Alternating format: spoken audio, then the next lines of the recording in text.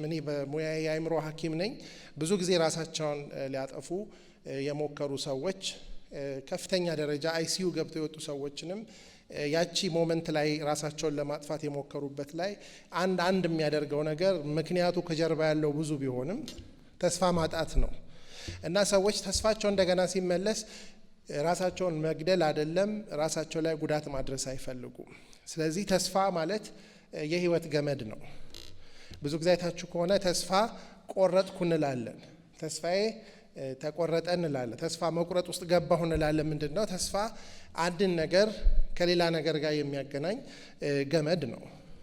በሌላው አነጋገር ተስፋዬ ጨለመ እንላለን። ተስፋ ብርሃን ነው ማለት ነው። ተስፋ ለኢትዮጵያ ስንል ኢትዮጵያ ብርሃን ያስፈልጋታል ማለት ነው። ኢትዮጵያ ገመድ ያስፈልጋታል ማለት ነው። እንግዲህ ሊበጠስ የደረሰ ነገር ሲታየን ነው የተስፋ ነገር የሚያስጨንቀን አይደል? ወይ ደግሞ የደበዘዘ ወይም ደግሞ የጨለመ ነገር ውስጣችን ወይም አካባቢያችን ወይም በመካከላችን ሲታይ ነው። ስለዚህ ተስፋ ሰውን በህይወት የሚያኖር ነገር ነው። ወደ ኋላ ያለውን የምንገናኘው በትዝታ እንደሆነ ሁሉ ወደፊት ያለውን ነገር ደግሞ በተስፋ ነው የምንጨብጠው።